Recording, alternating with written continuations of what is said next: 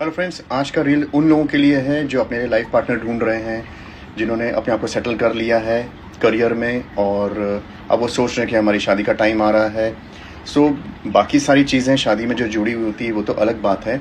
आपको कुछ चीज़ जानना बहुत ज़रूरी है।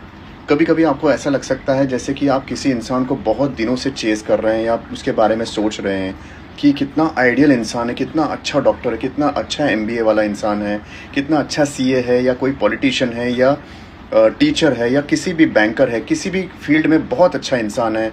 इसके जैसा इंसान मेरे को मिल जाए, मेरा हस्बैंड बन जाए तो मेरी ज़िंदगी एकदम पार हो जाए। उसी तरह से लोग सोच सकते हैं लड़की के बारे में, इनसी सब चीज़ों के बारे में। लेकिन याद रखिए, कभी कभी ऐसा होता है कि वो इंसान एक बहुत अच्छा प्रोफेशनल इंसान हो सकता है, लेकिन उसका किसी से नहीं जम सकता है। उसका खास करके आपसे नहीं जम सकता है। पता नहीं क्यों, सिर्फ आपसे नहीं जम सकता उसकी वेवलेंथ, या दुनिया में किसी के लिए नहीं। तो बाहरी चीज़ों को देख के आकर्षित मत होइए।